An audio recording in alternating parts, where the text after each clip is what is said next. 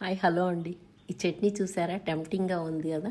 రైస్లోకే కాదండి, కొంచెం నెయ్యి వేసుకొని తింటే చాలా చాలా బాగుంటుంది. ఇది క్విన్వాలోకి కానీ, ఓట్స్లోకి కానీ, దోశల్లో కానీ, ఇడ్లీలో బాగుంటుంది. ఇలా కపిల్ దండు కుకింగ్ అండ్ మోర్కి స్వాగతం. ఇంకా లేట్ ఎందుకండి, రెసిపీలోకి వెళ్ళిపోదాము.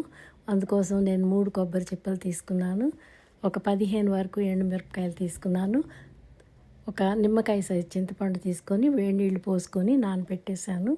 అలాగే 1 స్పూన్ జీలకర్ర, 1 స్పూన్ ధనియాలు తీసుకున్నాను, టేస్ట్కి సరిపడా సాల్ట్, రాక్ సాల్ట్ తీసుకున్నాను అన్నమాట నేను. ఇప్పుడు మనం ఒక చిన్న కడాయి పెట్టుకొని స్టవ్ మీద ఎండుమిరపకాయలు వేయించుకుందాము ఎర్రగా. ఎండుమిరపకాయలు వేగిపోయాక వాటిని తీసి పక్కకు పెట్టుకోవాలి. ఈ పచ్చడి రైస్లో కూడా చాలా బాగుంటుందండి, దోశల్లో కూడా అదిరిపోతుంది.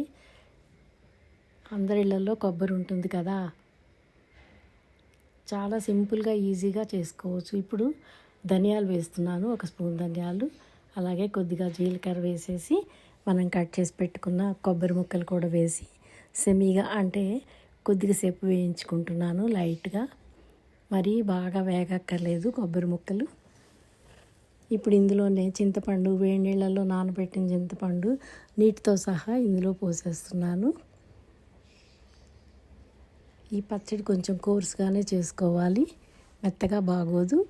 అలాగే పసుపు, టేస్ట్కి సరిపడా సాల్ట్ వేసేసి ఇప్పుడు మనం మిక్సర్ జార్లోకి తీసుకుందామండి.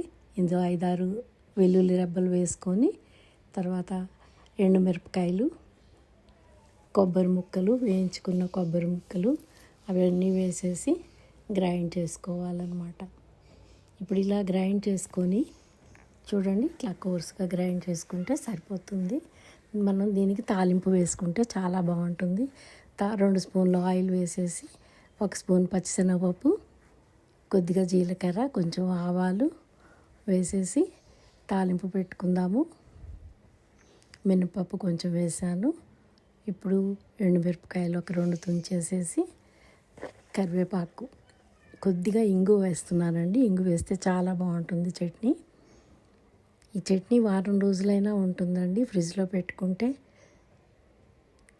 కరివేపాకు అంతే, పోపు అయిపోయిందండి. ఈ పోపుని మనం ఆ పచ్చడిలోకి కలిపేసుకోవటమే. పచ్చడి రుచి అదిరిపోతుందండి. రైస్లో కొంచెం నెయ్యి వేసుకొని తింటే ఉంటుంది, చాలా చాలా బాగుంటుంది. అలాగే కిన్వా, ఓట్స్ వాటన్నిటిలో కూడా చాలా బాగుంటుందండి. ఉంటాను, బాయ్ అండి.